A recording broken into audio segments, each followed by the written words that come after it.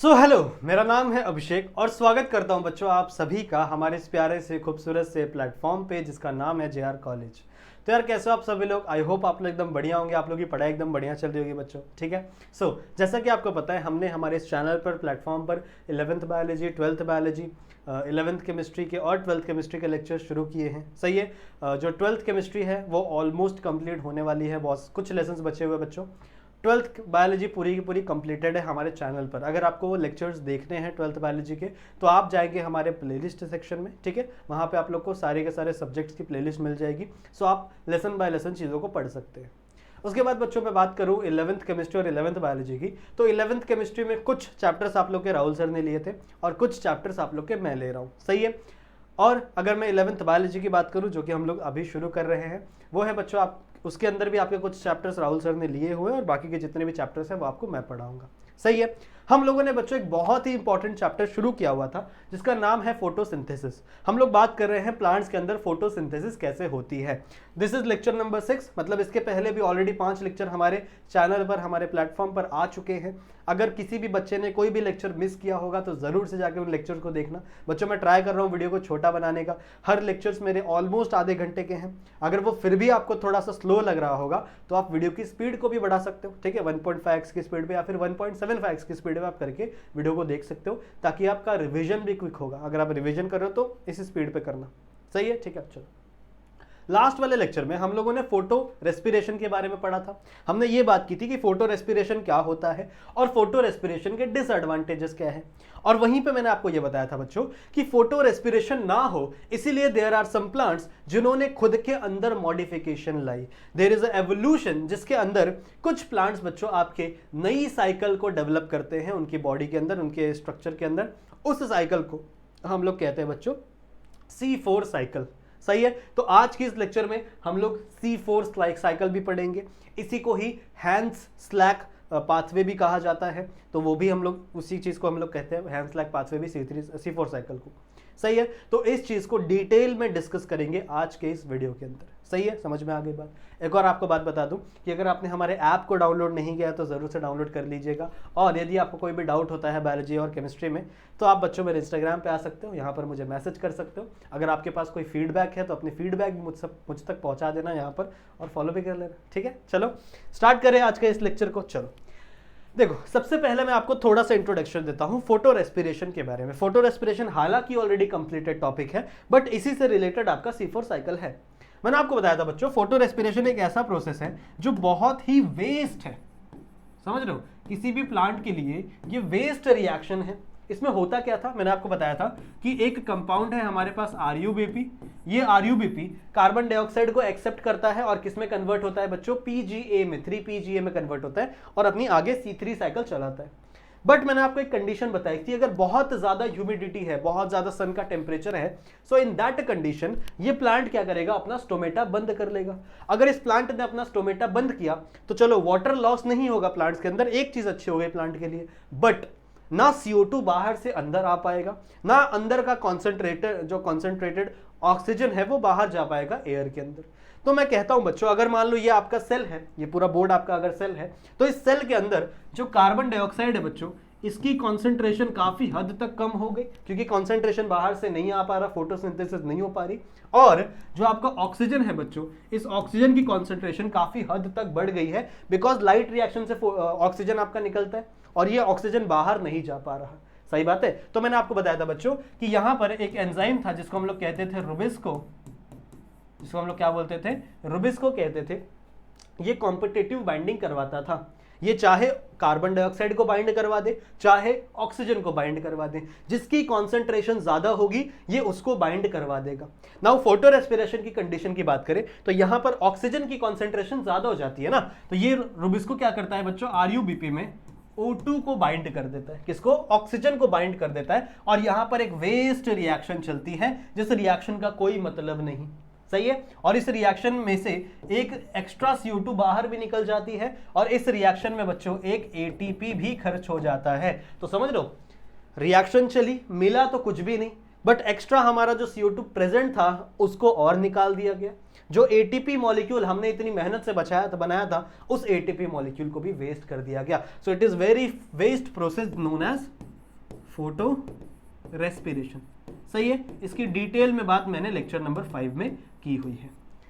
सही है ना। मैंने आपको बताया बच्चों ये बहुत बड़ी प्रॉब्लम्स थी प्लांट्स के अंदर। तो प्लांट ने क्या किया, प्लांट ने खुद को मॉडिफाई किया। जितने भी प्लांट्स थे ना उन्होंने अपने अंदर मॉडिफिकेशन लाया और प्लांट्स आपके क्या हुए, मॉडिफाई हुए अलग अलग प्लांट्स, मतलब अलग अलग स्ट्रक्चर के साथ। उसी में से एक प्लांट हम लोग पढ़ेंगे बच्चों, C4 प्लांट। सही है, और उनके अंदर चलती है C4 साइकिल। कहां गया, उनके अंदर चलती है बच्चों C4 साइकिल। ठीक है, हमेशा याद रखेंगे जिन प्लांट्स के अंदर C4 साइकिल चलती है उन प्लांट्स को हम कहते हैं C4 प्लांट। सिंपल सी बात है। सही है, जिन प्लांट्स के अंदर C4 साइकिल चलेगी उसे हम लोग क्या कहेंगे बच्चों, C4 प्लांट। C4 साइकिल को ही हम लोग कहते हैं C4 पाथवे, या फिर इसी को ही हम लोग हैंस स्लैक पाथवे बोलते हैं। देयर वाज अ 2 साइंटिस्ट जिनको नोबेल प्राइज भी मिला था इस चीज के लिए। सो 2 साइंटिस्ट थे बच्चों, हैंस और स्लैक। उन्होंने मिलकर इस पाथवे को फाइंड किया है। इसी को C4 पाथवे भी बोलते हैं, उसी को हैंस स्लैक पाथवे भी बोलते हैं। C4 क्यों बोलते हैं आगे बताऊंगा तुम लोग को। ठीक है, अब देखो, सपोज दैट आई हैव अब मुझे सबसे पहले ये बताना है कि आपको C4 चलती कैसा है, C4 का स्ट्रक्चर कैसा होता है, कौन कौन से ऑर्गेनली प्रेजेंट होते हैं, कौन कौन से सेल्स प्रेजेंट होते हैं, that we are going to discuss first of all. तो सपोज दैट बच्चों ये आपका एक प्लांट है और इसके पास यहाँ पर एक लीफ है। Suppose that this is 1 leaf. सही है, अब इस लीफ को बच्चों मान लो मैंने यहां से कट किया। ठीक है, मेरे पास एक पत्ता है, पत्ता। सपोज दैट बच्चों इस पत्ते को मैंने यहां से कट किया और मैंने इसको ऐसे ऑब्जर्व किया और मैं देख रहा हूं कि यार इस पत्ते के अंदर है क्या।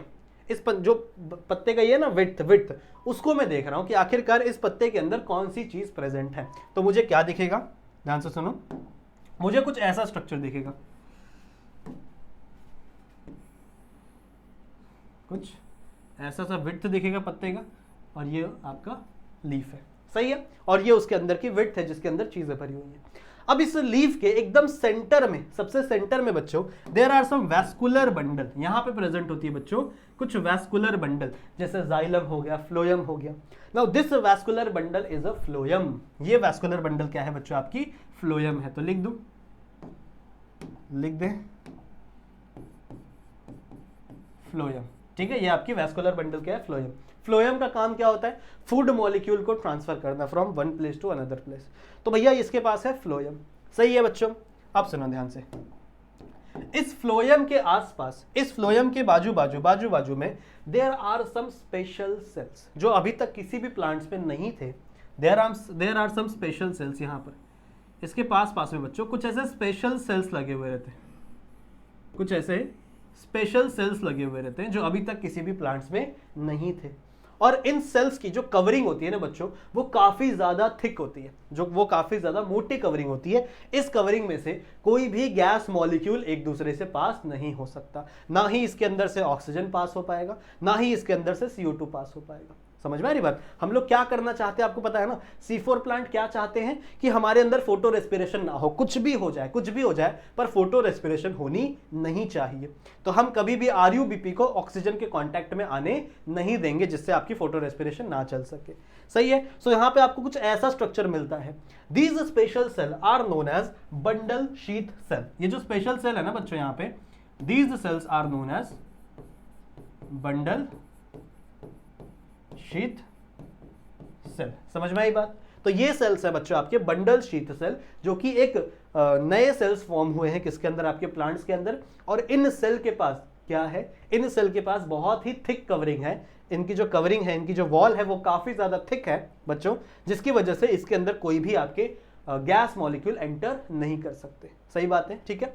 अब देखो इसका जो स्ट्रक्चर है ना वो कैसा दिखता है पता है आप लोग ने, ये देखा है, अगर आपने कोई मूवी देखी होगी और उसमें अगर मूवी में कोई मान लो बहुत बड़ा पॉलिटिशियन की डेथ होती है तो उसके ऊपर ना ऐसी गोली सी माला चढ़ाई जाती है, ऐसे राउंड शेप की माला चढ़ाई जाती है। देखा, इसमें ऐसे बहुत सारे फूल्स लगे रहते हैं, ऐसे बहुत सारे, और बीच में खाली सी होती है, ऐसे गोली सी माला रहती है, और वो उसकी जो उसकी कब्र रहती है, आप कह सकते हो, या फिर जो उसकी जगह रहती है वहाँ पे उसको रखा जाता है जब किसी बड़े पॉलिटिशियन या किसी की भी डेथ होती है।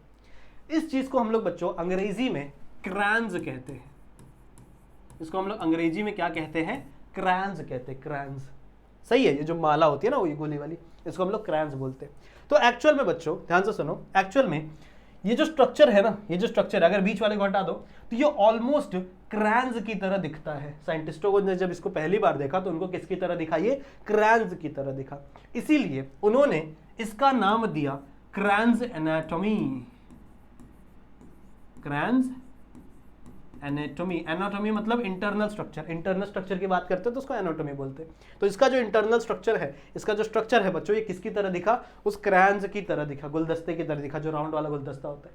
सो बच्चों इसको हम लोग क्या कहते हैं, क्रैंज एनाटॉमी। समझ में आ गया, क्रैंज एनाटॉमी क्या होता है, समझ में आ गया। इस एनाटॉमी को क्रैंज एनाटॉमी बोलते हैं बच्चों। इन सेल्स को हम लोग क्या बोलते हैं, बंडल शीथ सेल। और ये जो बीच वाला स्ट्रक्चर है ये आपका फ्लोएम है।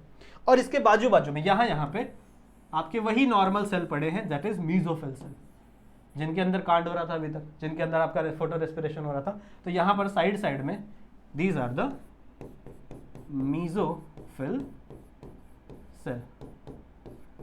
समझ में आ गया इतना? तो स्ट्रक्चर समझ में आ गया कि कहां पर कौन सी चीज हो रही है, इतनी चीज समझ में आ गई बच्चों।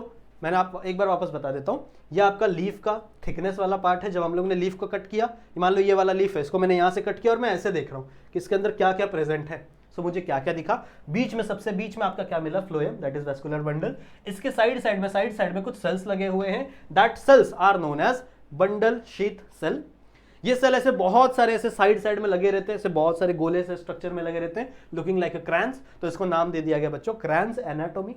ठीक है, क्रैंस एनाटॉमी कहा जाता है। और यहां पर आपके मीजोफिल सेल्स भी प्रेजेंट होते हैं, यहां पे आपको मीजोफिल सेल्स भी देखने के लिए मिलेंगे। So this is the structure, this is the place where the C4 cycle is going on. Please take the screenshot, फटाक से स्क्रीनशॉट ले ले बच्चे, and then we will move.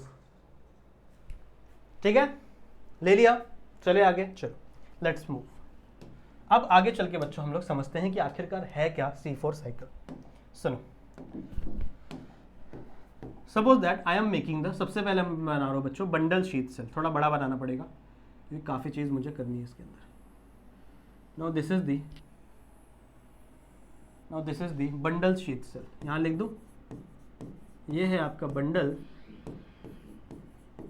Sheath cell, this is the bundle sheath cell. ठीक है, bundle sheath cell के just ऊपर यहां पे पड़ा हुआ है हमारा बहुत ही important mesophyll. Now this is the mesophyll cell. समझ में आ गया?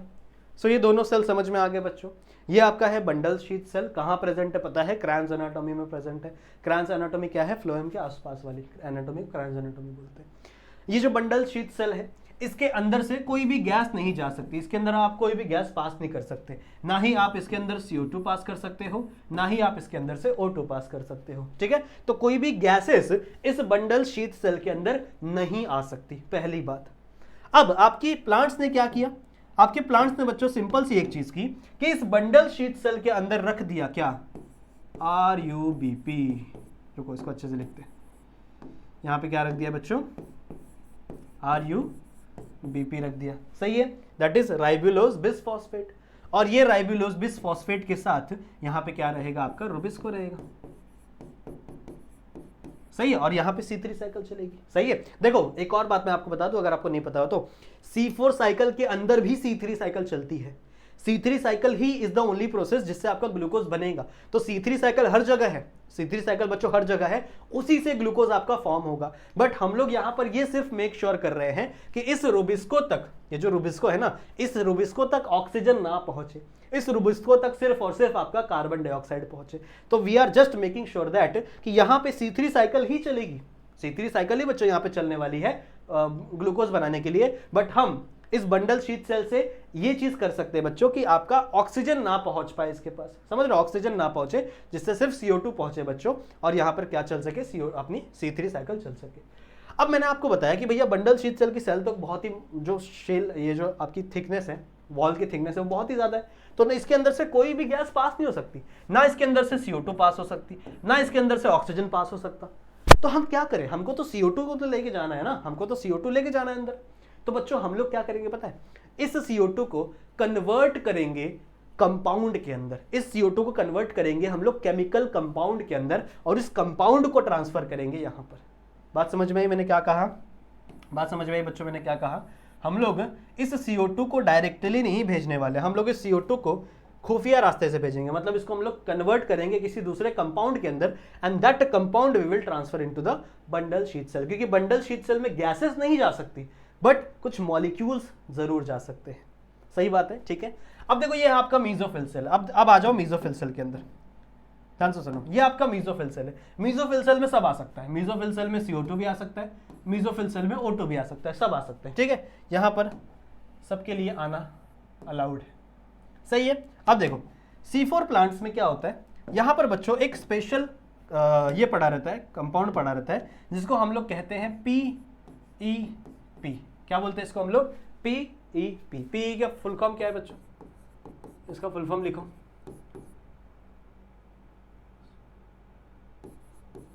फॉस्फो इनॉल पायरुवेट, ठीक है। इसका फुल फॉर्म क्या है? Phospho इनॉल pyruvate. इसी को ही हम लोग कहते हैं प्राइमरी CO2 एक्सेप्टर। इसी को ही बच्चों हम लोग प्राइमरी CO2 एक्सेप्टर भी कहते हैं। सही है, क्लियर है, समझ में आ गया? सो PEP समझ में आ गया। सबसे पहले आपका PEP पड़ा हुआ है। This PEP is also known, इसका फुल फॉर्म क्या है बच्चों? Phospho इनॉल pyruvate, phospho इनॉल pyruvate. इसी को हम लोग क्या बोलते हैं? इसका कॉमन मतलब नॉर्मल वाला नाम क्या है, बुलाने वाला नाम घर पे? Primary carbon dioxide acceptor. समझ में आ गया? अब इसका नाम ही है प्राइमरी कार्बन डाइऑक्साइड एक्सेप्टर, तो ये क्या करेगा बच्चों? कार्बन डाइऑक्साइड को एक्सेप्ट करेगा। और ये होता है बच्चों 3 कार्बन वाला कंपाउंड। ये कैसा होता है? 3 कार्बन वाला कंपाउंड, ठीक है, ठीक है। So it is going to accept this carbon dioxide. ये क्या करेगा बच्चों? इस कार्बन डाइऑक्साइड को एक्सेप्ट करेगा in the enzyme known as PEPCase. एक एंजाइम के प्रेजेंस में, जिसको हम लोग बोलते हैं पेप्केज, या फिर आप इसी को पेप्को बोल सकते हो, पेप्को। समझ रहे हो? ये इसका एंजाइम का नाम है, एक्चुअली पेप्केज ही लिखा जाता है ज्यादातर। सही है। तो एक एंजाइम है बच्चों जिसका नाम मैंने क्या बताया? पेप्केज। पेप्केज क्या करवाएगा बच्चों? इस CO2 को अटैच करवाएगा किसके साथ? PEP के साथ, दैट इज फॉस्फो इनॉल पायरुवेट के साथ। और यहां पर एक कंपाउंड का फॉर्मेशन होगा, that compound is known as OAA। That compound is known as OAA। मतलब क्या है OAA का? यहां पे लिख दूं, यहां लिख दूं बच्चों। OAA का मतलब है बच्चों ऑक्सैलिक एसिटिक एसिड, ठीक है। ऑक्सैलिक नहीं, oxalo acetic acid. I am so sorry, oxalo acetic acid. सही बात है। अच्छा, अब देखो ये आपका 3 कार्बन वाला कंपाउंड था, बहुत अच्छी बात। ये आपका 3 कार्बन वाला कंपाउंड था PEP। इसमें आपका 1 कार्बन डाइऑक्साइड एक्सेप्ट हुआ, मतलब एक और कार्बन जुड़ा। तो ये जो OAA है, ये कितने कार्बन वाला कंपाउंड बनेगा बच्चों? ये बनता है आपका 4 कार्बन वाला कंपाउंड। बहुत सिंपल। इसके पास 3 कार्बन था, फॉस्फोइनॉल पायरुवेट के पास। इस 3 कार्बन वाले कंपाउंड में एक आपका कार्बन डाइऑक्साइड जुड़ गया, ठीक है, कार्बन डाइऑक्साइड यहां पे जुड़ गया। तो ये क्या बना? Oxalo acetic acid. और इसके पास कितने बच्चे? 4 कार्बन होते हैं। ध्यान से सुनो, आपके C4 साइकिल का जो सबसे पहला स्टेबल प्रोडक्ट होता है वो कितने कार्बन वाला है? 4 कार्बन वाला। That's why this cycle is known as C4 cycle. इसीलिए इस साइकिल को हम C4 साइकिल बुलाते हैं। समझ में आई बात? इसीलिए हम इस साइकिल को क्या बुलाते हैं? C4 cycle. क्यों बुलाते हैं? समझ में आ गया? क्योंकि इस रिएक्शन का, इस साइकिल का जो सबसे पहला स्टेबल प्रोडक्ट है, that product is 4 carbon compound, that is oxalo acetic acid. Oxalo acetic acid. Clear है? समझ में आ गई बात? बहुत अच्छी बात। अब एक चीज ये है बच्चों कि ये जो PEP है ना, ये कभी भी ऑक्सीजन से रिएक्ट करता ही नहीं। ये ऑक्सीजन से रिएक्ट करता ही नहीं। देखो रुबिस्को तो ऑक्सीजन के चंगुल में फंस जाता था, पर PEP नहीं फंसता। PEP बोलता है भाई देख, मैं सिर्फ और सिर्फ किससे रिएक्शन करूंगा? कार्बन डाइऑक्साइड से। मैं कभी भी ऑक्सीजन से रिएक्शन नहीं करने वाला। समझ रहे हो? ठीक है। तो PEP ना सख्त लौंडा है, समझते हो? ये सिर्फ और सिर्फ अपने भाई की बात मानता है और किसी की बात नहीं सुनता, ऐसा समझ लो। ये भाई पिघल जाता है ऑक्सीजन को देख के, पर ये नहीं पिघलता। ये बोलेगा मैं सिर्फ और सिर्फ किससे रिएक्ट करूंगा? CO2 से। ठीक है, याद रखने के लिए बता रहा हूं। अब नेक्स्ट स्टेप क्या होता है? नेक्स्ट स्टेप होगा बच्चों आपका ये जो OA है था, OAA, ये कन्वर्ट होता है मैलेट में। ये किस में कन्वर्ट होता है? मैलेट में। आप मैलेट भी लिख सकते हो या फिर मैलिक एसिड भी लिख सकते हो, दोनों चलेगा। या तो आप मैलेट लिखो या तो आप मैलिक एसिड लिखो। समझ में आ गया? इसका स्ट्रक्चर कैसा होता है पता है? यहाँ दिखाता हूँ बना के। ये जो आपका मैलेट है या फिर इसी को आप लिखो मैलिक एसिड, इसका स्ट्रक्चर होता है कुछ ऐसा, देखो OH और OH, ऐसा कुछ स्ट्रक्चर होता है आपके मैलिक एसिड का। अगर यहाँ से एक H निकाल दो तो यहाँ पे नेगेटिव चार्ज आ जाएगा, उसी को हम लोग मैलेट बोलेंगे। देखो यहाँ पे कितने कार्बन है? 1 2 3 4, तो 4 कार्बन वाला कंपाउंड है आपका मैलिक एसिड। टेंशन मतलब, आपको ये स्ट्रक्चर वक्चर नहीं याद रखना, टेंशन मतलब, मैं सिर्फ आपको बता के दिखा रहा हूँ कि यहाँ पे this is also 4 carbon compound, this is also 4 carbon compound. Clear है? समझ में आ गया? नाउ अगला स्टेप क्या होगा बच्चों? ये जो 4 कार्बन वाला कंपाउंड स्ट्रक्चर बना है हमारा मैलेट, ये एंटर करेगा किसके अंदर? आपके बंडल शीथ सेल में। बिकॉज नाउ ये एक केमिकल फॉर्म है, कंपाउंड फॉर्म है, इसके अंदर कोई भी गैस एंटर नहीं कर सकती थी, बट ये कंपाउंड एंटर कर सकता है। और यहां पे आ गया बच्चों आपका मैलेट। यहां पे क्या आ गया आपका? मैलेट। सही है? And malate is 4 carbon compound. समझ में आ गया? ओके, नेक्स्ट स्टेप क्या होगा? ये मैलेट कन्वर्ट होगा बच्चों किसके अंदर? पायरुविक एसिड या फिर पायरुवेट कह लो। ठीक है, ये किस में कन्वर्ट होगा? पायरुविक एसिड या फिर इसी को आप पायरुवेट कह सकते हो, पायरुवेट। समझ में आई बात? एक सेकंड, स्पेलिंग बहुत ज्यादा बड़ा हो गया। पायरुवेट, समझ रहे हो? Now this pyruvate is a 3 carbon compound. Pyruvate क्या है बच्चों? 3 कार्बन वाला कंपाउंड है। ध्यान से सुनेंगे, अगर मैं इसका स्ट्रक्चर बताऊं तुम लोग को। If I talk about the structure of pyruvic acid या फिर इसी को हम लोग क्या बोलते हैं? पायरुवेट। तो इसका स्ट्रक्चर कैसा होगा? इसका स्ट्रक्चर होता है देखो ऐसा, इधर CH3, इधर डबल बॉन्ड O, इधर डबल बॉन्ड O और यहाँ पर OH। सही है? तो देखो एक कार्बन यहाँ पे, एक कार्बन यहाँ पे, एक कार्बन यहाँ पे, तो ये होता है 3 कार्बन वाला कंपाउंड। समझ में आई बात? ये दोनों समझ में आ गया? स्ट्रक्चर नहीं याद रखना, पहले ही बता रहा हूँ, स्ट्रक्चर नहीं याद रखना, मैं सिर्फ तुम लोगों को समझाने के लिए बता रहा हूँ कि इसका स्ट्रक्चर होता कैसा है, कंपाउंड दिखता कैसा है। नाउ यहाँ पे क्या हुआ बच्चों? मैलेट था 4 कार्बन वाला कंपाउंड, ये कन्वर्ट हुआ 3 कार्बन वाले कंपाउंड से, मतलब एक कार्बन कहीं ना कहीं लॉस हुआ बच्चों।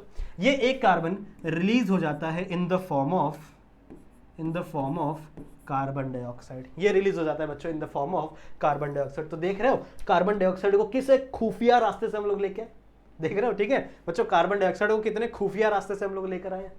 सही है ना? तो ये आपका कार्बन डाइऑक्साइड आएगा, जैसे ही कार्बन डाइऑक्साइड आएगा यहाँ पे क्या बन जाएगा? 3PGA, मतलब वही आपकी यहाँ पे C3 साइकिल चालू हो जाएगी। ठीक है, यहाँ पे आपकी C3 साइकिल चालू हो जाएगी। जैसे ही आपकी C3 साइकिल कंप्लीट होगी, you got glucose as a product. समझ में आ गया? समझ में आ गया? तो C4 साइकिल में भी C3 साइकिल चलती है। अच्छा, ये साइकिल कंप्लीट नहीं हुई है, तो ये जो आपका पायरुवेट है ना, ये रीजनरेट हो जाएगा in the form of PEP, because pyruvate है और ये फॉस्फोइनॉल पायरुवेट है, तो बस इसको एक फॉस्फोरस ग्रुप चाहिए। ये क्या है बच्चों? पायरुवेट है, ये आपका फॉस्फोइनॉल पायरुवेट है, मतलब इसमें फॉस्फेट ग्रुप लगा है। कहां से मिलेगा ये फॉस्फेट ग्रुप? ये मिलेगा ATP से। तो यहां पे टूटेगी एक ATP। कौन सा कलर चला है बच्चों, जरा बताओ यार। सुनो, यहां पे क्या टूटेगी?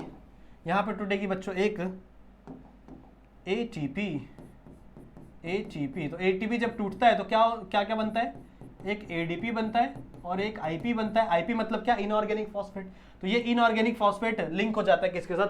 फॉस्फेट के साथ, और ये किस में कन्वर्ट हो जाएगा? वापस रीजनरेट हो जाएगा किसके अंदर? फॉस्फोइनॉल पायरुवेट में। So this regeneration also takes 1 molecule of ATP। ये ATP फॉर्म होगा, ADP बनेगा, IP बनेगा।